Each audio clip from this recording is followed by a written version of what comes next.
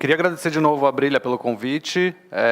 Estou muito feliz de dividir com vocês um pouquinho sobre VM, sobre visual merchandising e falar um pouquinho de varejo, que, enfim, é minha grande paixão, acredito que de grande parte de vocês aqui também.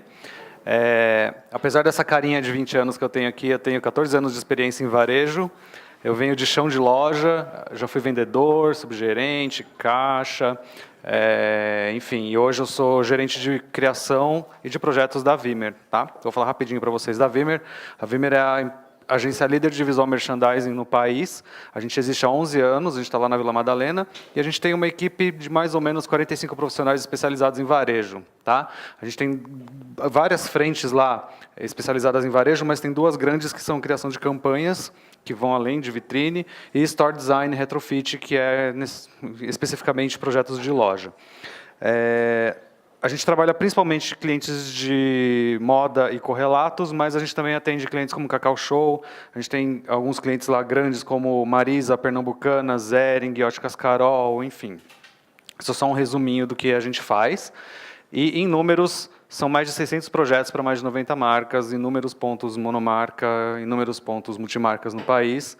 E nesses 11 anos a gente tem acompanhado bastante o movimento, principalmente de comportamento de consumo, né, aqui no Brasil e lá fora também. E eu vou dividir isso um pouquinho com vocês hoje. Então, seguinte, vou falar sobre cinco assuntos com vocês, que é, primeiro, o comportamento do consumidor, o que está acontecendo hoje, eu vou falar um pouco das mudanças em cima até dessa revolução tecnológica que a gente está vivendo, né? Depois eu vou dividir com vocês um pouco de visual merchandising, é uma pincelada em cima de algumas técnicas, então, na verdade, entendam essa segunda etapa como oportunidades dentro de loja. Quem aqui é arquiteto, ou enfim, quem já tem um pouco mais de conhecimento em VM vai se identificar bem com as técnicas que eu vou passar, mas quem não tem esse conhecimento vai aprender bastante hoje. São rápidas as técnicas, realmente são uma pincelada, porque se for um curso eu fico com vocês aqui 2 semanas ensinando, mas só para a gente conseguir aplicar isso em loja de uma maneira mais fácil. Depois eu trago um pouco de tendência de comportamento, tá? Também não é uma tendência visual do que como a moda. Vou mostrar um pouco de oportunidades e fechar com umas inspirações aí legais que a gente traz das nossas pesquisas. Então, primeiro falando de comportamento de consumo, né? O que acontece? Hoje em dia a gente tem acesso, todos nós como consumidores também, então se a gente tem acesso, o consumidor nosso também tem, a informação gratuita, né? A gente tem Facebook, a gente tem Instagram, a gente tem reviews, a gente tem opiniões de pessoas. Então, quando a gente quer ter uma informação sobre algum produto, a gente vai atrás e pesquisa antes de estar na loja, certo? Acho que todo mundo aqui faz isso. O que acontece? Há 2, 3 anos atrás, todo mundo achava que o e-commerce ia matar a loja física. Todo mundo ia comprar online, que a loja física ia perder importância. E o que a gente está notando, esse aqui é um artigo do Rony da Reserva, que está total de acordo com o que a gente acredita também, que é o seguinte: o ponto de venda, ao contrário, ele está se tornando cada vez mais relevante nesse momento, pelo seguinte: a gente precisa proporcionar para o nosso cliente uma experiência de compra impecável, porque o que começa online, na verdade, tem que terminar de uma maneira extremamente impecável no offline, né, que é o ponto de venda. Então, assim, antigamente, quem tinha dinheiro anunciava, ganhava espaço, ganhava consumidor.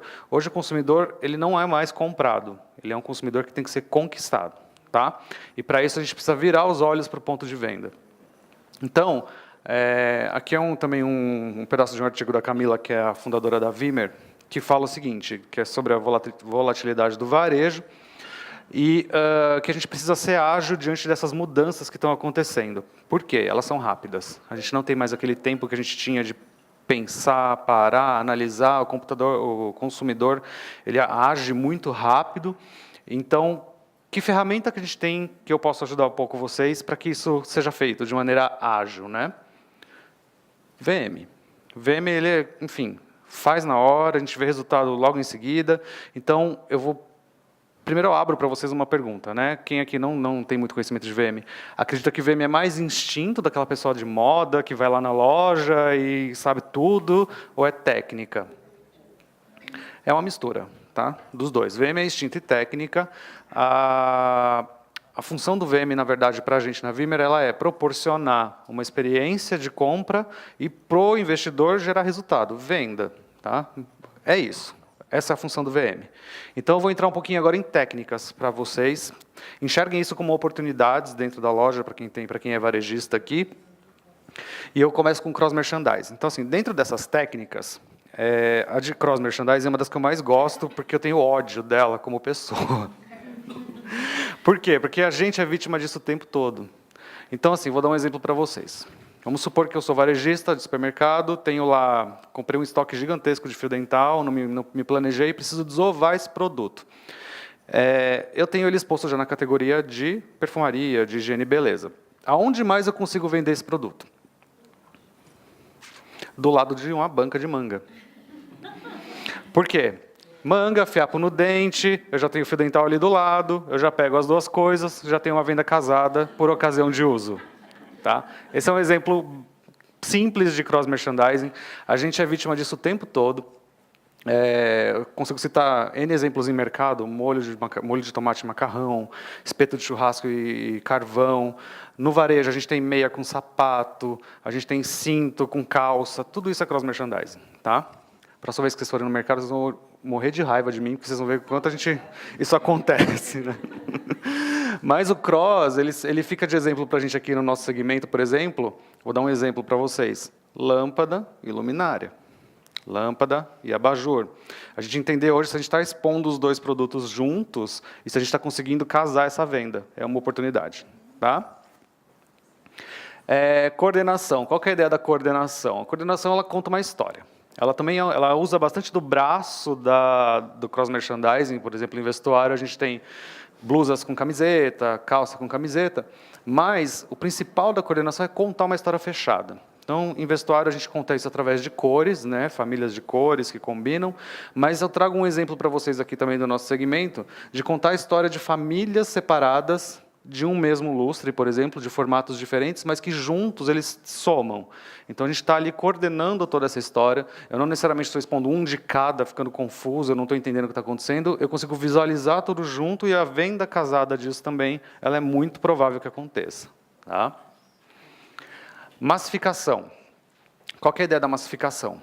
A massificação, que é isso, né, praticamente, ela passa a sensação de barato. Então, por mais que o produto não seja, e a gente recomenda que o produto massificado ele seja o melhor preço, ou seja, o preço de entrada ou durante o período de liquidação, ele passa essa sensação de barato porque ele tira aquela sensação de exclusivo, né, o único exclusivo. Então, esse primeiro exemplo aqui da Havaianas, eu não sei se alguém aqui já visitou a loja do Oscar Freire da Havaianas, é um projeto nosso de visual merchandising também, o projeto de arquitetura é do ISAI. A ideia desse paredão, para quem já foi lá, não sei se vocês repararam, a loja ela é no subsolo. A gente tinha um super desafio de fazer o cliente entrar, acessar a loja, circular pela loja, e a gente decidiu que o fundo da loja seria o lugar onde a gente colocaria o produto mais barato ou mais conhecido, em volume, coordenado por cor, em degradê. Isso ia gerar interesse dele chegar até lá e mexer nesse produto. Então, com isso, a gente conseguiu fazer toda a área de circulação do cliente até ele chegar nessa parede. Tá? Geralmente a gente vê isso muito em lojas de vestuário, então em lojas de departamento, principalmente, volume de camiseta, volume de calça, tá? Essa é a sensação de tipo, pega, preciso pegar. Repetição. A ideia da repetição também, ela não é necessariamente uma repetição de massificação, tá? Porque são duas coisas diferentes. Ela não passa essa sensação de barato, mas ela traz mais destaque. Vocês vão ouvir muito durante essa palestra falando em destaque, tá? Destaque, em relação a outros produtos. Então, no varejo de moda, a gente está acostumado já a ver manequins na mesma posição, com a mesma roupa, mas como que a gente pode trabalhar isso no nosso segmento? Nesse exemplo das luminárias aqui, eu queria que vocês entendessem o quanto a gente consegue prestar mais atenção nas três luminárias que estão repetidas em relação às que estão embaixo. Então, eles chamam muito mais a nossa atenção, eles são mais bonitos juntos, e a gente talvez consiga sugerir para o cliente que ele utilize os três ao mesmo tempo. Então, a gente traz possibilidades para o cliente, está contando uma historinha para ele ali dentro. Tá? É assim, claro, são muitas técnicas, não tentem aplicar todas ao mesmo tempo, porque não vai funcionar, a gente precisa contar uma historinha de cada vez. Pontos focais. Também a gente vive varejo, a gente está acostumado, a gente está lá andando no meio da loja, está tudo chamando a atenção, uma parede gigante com produto, ali tem uma coisa com luz e tal, eu paro, lá na H&M de Nova York, tem um carrossel no meio da loja. Isso tira totalmente a atenção do ao redor que eu estou dando para este ponto focal. A ideia do ponto focal é o que o nome diz, é chamar e prender a atenção para um ponto específico. O que a gente vai fazer ali? Ativar um lançamento, um produto que a gente quer desovar, dar atenção especial para algum produto neste ponto focal. Tá? Nesse exemplo da vitrine aqui também, do lado da Lulu, eu chamo a atenção porque é o seguinte, a gente tem, sei lá, 10, 12 produtos ali, e a gente está prestando atenção em qual? No do meio. Tá? Isso é um ponto focal. O ponto focal, ele serve para chamar a atenção, para dar mais destaque para um produto, porém, ele não precisa ser feito necessariamente só em vitrine e em solo. A gente consegue trabalhar com ele em parede. Então, geralmente, quando a gente tem uma parede com muitos produtos massificados, se a gente dá um respiro, sei lá, e cria um destaque para um produto no meio, isso vira um ponto focal. Tá? Iluminação, para destaque. Eu não vou entrar no mérito de iluminação luminotécnica, porque acho que assim, arquitetos e a Brilha podem ajudar bastante vocês nisso, mas isso é um braço para a gente no VM, um dos mais importantes. Tá? Primeiro que a luz ela guia o nosso olhar. Então, a gente consegue dar destaque para um produto específico, como na primeira foto ali da Converse, em relação a outros.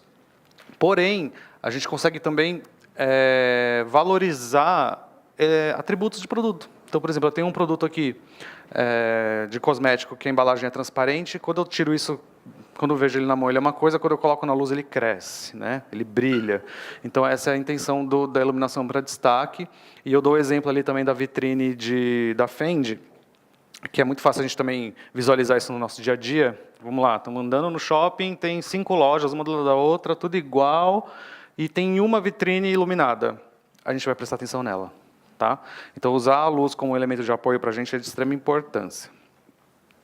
Estou falando muito rápido? Não? Melhor face do produto, que eu acho incrível também. O produto, ele não necessariamente ele precisa ser colocado. Né? A gente precisa pensar como a gente está expondo esse produto. Qual é a melhor face, o que a gente quer mostrar, o que a gente quer destacar. Eu trouxe 3 exemplos aqui de calçados, em que a gente tem, primeiro, a intenção da marca era mostrar o solado e os detalhes das tiras. No segundo, é modelagem, então o produto está um pouco inclinado, se ele estivesse reto a gente não enxergar nada dele. E esse terceiro da Nike aqui, que os caras abriram mão do modelo do sapato para mostrar a sola. Então, tipo, isso é a melhor face do produto.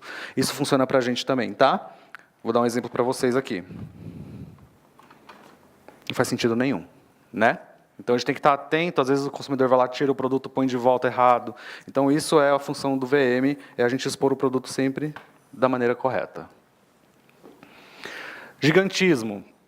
O gigantismo, ele geralmente é utilizado em cenografia, em vitrine ou em ponto focal, e ele serve, para dar destaque através do lúdico, né? A gente consegue trazer essa sensação de lúdico, como no cabide aqui da segunda foto. Porém, a gente usa muito isso em cosmético. Por quê? A gente, por exemplo, precisa vender um batom. O batom tem, 7 centímetros. A gente não consegue dar destaque para ele numa vitrine. A gente cresce ele em proporções gigantescas e consegue falar dele ali na vitrine e chamar a atenção do cliente. Tá? Lembrando, tudo isso são oportunidades. Estou plantando uma sementinha aqui para que a gente enxergue oportunidades. Ali na vitrine da Fendi a gente tem uma lâmpada gigantesca estourada. Então, fica aí no ar oportunidades que a gente tem. Tá? Linhas de exposição. A gente tem a leitura da esquerda para a direita. Né? Então, quando a gente trabalha uma linha de exposição horizontal, a gente geralmente prioriza também o destaque que a gente quer dar para essa informação. Ela pode ser horizontal, vertical, mas eu vou dar um destaque para vocês aqui em relação às linhas, tanto essa orgânica dos relógios, mas eu chamo a atenção para aquela primeira referência ali de iluminação. Ali a gente está expondo em diagonal, eles estão expondo em diagonal, porém, imaginem que todas essas luminárias e todas essas lâmpadas estivessem na horizontal. Né? A gente não ia prestar atenção em tudo. Quando a gente tem um caminho acontecendo ali, a gente presta atenção em todos os produtos que estão expostos. Então, a gente consegue ver a diferença entre cada um, até nosso olho chegar lá em cima. A gente é preso pelo olhar. Tá? É legal, né? Como a gente é obrigado a prestar atenção. Então, assim, isso são algumas técnicas, tem N outras, tá? Mas, além da aplicação, tem 5 itens aqui que a gente precisa considerar sempre no varejo. O primeiro deles é ambiente. Tá? O VM ele parte do pressuposto do ambiente. Então, a gente tem que lembrar que um ponto de venda ele é 360. Nós somos 360. Então, a gente tem que ficar atento se o som da loja está adequado. Então, não adianta eu querer entrar numa loja... não adianta a gente entrar numa loja e o som está lá no último volume, sei lá, quero vender conforto para o cliente, quero que ele fique mais tempo e está rolando um rock pesadão, eu vou ficar 2 minutos dentro da loja e vou embora. Então, tipo, o som a gente tem que ficar muito atento, tá? Eu falo isso porque eu venho do varejo, eu já fui vendedor, e eu sei como os vendedores se comportam na ausência dos gerentes. Então, tipo, a gente tem que ficar muito atento ao som. Cheiro. Então, assim, a gente vai numa loja de chocolates, naturalmente a loja vai estar cheirando chocolate, e do outro lado do shopping a gente vai sentir o cheiro dessa loja. Então, trabalhar com cheiros é muito importante, não só quando você quer passar uma identidade de marca, mas a gente tem que estar atento também, se a loja estiver com cheiro ruim, a gente vai espantar cliente. Tá? Isso é manutenção. E aí tem o visual, que são essas técnicas que eu passei para vocês, o tato, tem tudo. Sazonalidade. Quem trabalha com varejo precisa entender que o varejo trabalha com sazonalidade. Então, a gente já está acostumado com as datas comemorativas, mães, namorados, Natal, enfim. Mas a gente tem que ficar muito atento. Por quê? Não adianta o nosso concorrente, o nosso vizinho, estar numa liquidação, por exemplo, e a gente não. A gente vai perder oportunidades ali gigantescas de atrair a atenção do consumidor e o consumidor para dentro da loja. E a gente já está meio que acostumado que, assim, né, pós-Natal é liquidação, no meio do ano a gente tem liquidação, então a gente precisa entender esses períodos para a gente ativar o produto correto. Então, ficar atento no que está acontecendo é básico, né? Preço.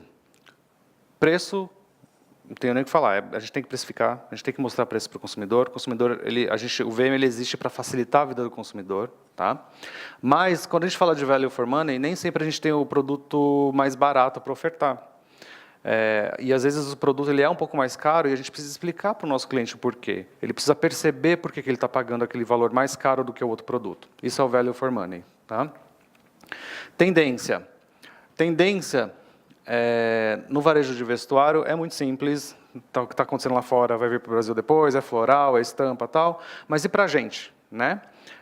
Eu acho que fica aí a dica para vocês, por exemplo, que em revistas de decoração, em tendências de decoração, as lâmpadas com filamento estão com tudo. Isso é uma tendência. Ou que as mangueiras de iluminação, essas penduradas também, estão super em alta. A gente está expondo isso, a gente está mostrando isso para o consumidor, a gente está exemplificando para ele, ou o produto está lá no cantinho, está lá. Né? Isso é trabalhar com tendência. E seleção e curadoria. Vocês estão percebendo como o VM ele é profundo, ele não é só arrumar a loja, né? A seleção e curadoria, na verdade, eu vou falar um pouquinho de curadoria mais para frente, mas quando a gente fala de seleção, é a gente entender, por exemplo, que o nosso consumidor durante a semana é diferente do fim de semana.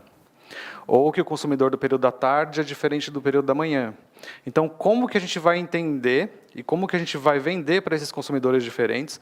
Não estou falando para a gente mudar a loja de manhã e de tarde, tá? Mas assim, eu acho que a gente pode focar em algum momento para o consumidor do fim de semana, depois a gente conta essa história e foca para o consumidor de dia de semana, e depois volta para esse de fim de semana. Isso é entender o que é seleção e curadoria. Ok? Então, em resumo, qual que é o objetivo do VM? Alavancar a venda. Tá? Como que a gente consegue isso? Ele é um aliado, o VM não é uma vitrine bonita, passa da vitrine, eu nem falei de vitrine direito aqui com vocês. O VM é um aliado comercial, é isso que eu queria plantar aqui para todo mundo, e que ele é um vendedor. O VM é um vendedor silencioso. Tá? Vamos falar um pouquinho de tendência agora de mercado também, de comportamento principalmente. Uma delas é a curadoria, que eu comentei agora há pouco com vocês. A loja hoje, como o cliente ele já está muito bem informado, ele vê na internet, ele pesquisa, ela precisa conversar com o cliente, o produto precisa conversar com o cliente de uma maneira didática. Então, por exemplo, aqui o exemplo dessa lâmpada, por que o LED vale cada centavo? Tem vida longa, economiza, iluminação, performance, tipo, é rápido. Então, qualquer dúvida que eu tiver, em qualquer momento da loja, tem uma peça de curadoria ali que vai matar minha dúvida e eu tomei minha decisão ali. Tá? É mais ou menos como a gente vai no supermercado e tem lá pimentas. A gente tem nível de ardência 1, nível de ardência 2, nível de ardência 3. Cara, eu já tomei minha decisão porque eu não gosto de pimenta forte. Vou pegar a 2 e a 1. Isso é curadoria. Tá? E face a face. De novo, voltando em comportamento do consumidor. O consumidor sabe tudo o que quer, está lá online, pesquisou, foi na loja, Chega na loja, o atendimento é aquela bosta. Tipo, o vendedor, tipo, o que você quer? Está aqui. Obrigado. Então, assim, como a gente precisa promover a experiência de compra, é muito importante que o vendedor esteja alinhado com o propósito da marca, com o propósito da loja, e que ele entenda do produto. Aqui é um exemplo da Pottery Barn Kids, que vende acessórios e móveis para gestantes e crianças.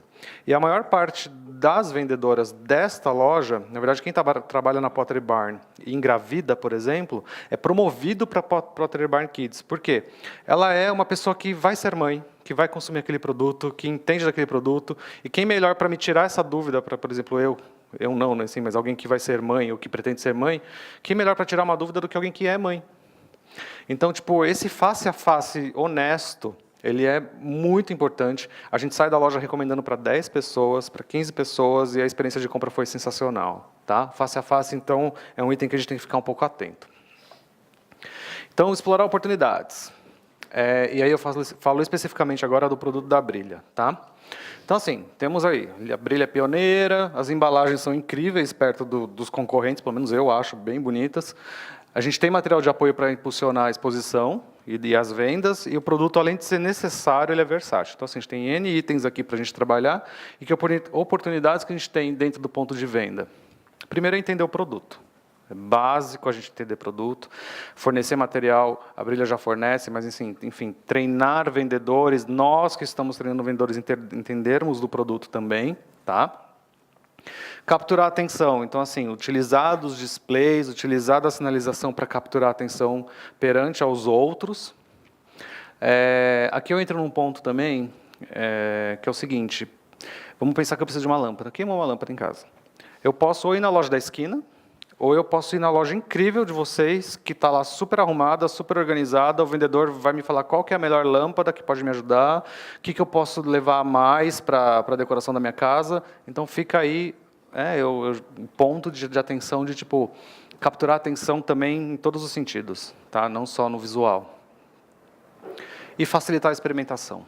Então, eu acho que tem muito consumidor leigo que não entende 7 watts, 12 watts. Então, ele precisa colocar a lâmpada no testador e ver a intensidade. Às vezes, ele não entende que a lâmpada é branca, mas quando acende fica amarela. Então, tipo, a gente precisa facilitar essa experimentação para ele. E aí, também, eu dou outro exemplo para vocês. Leitor de preço de supermercado. Eu quero morrer quando um produto não tem preço e eu não acho um leitor. Então, é a mesma coisa com o testador. Tá? Então, alguns exemplos bons aqui de execução.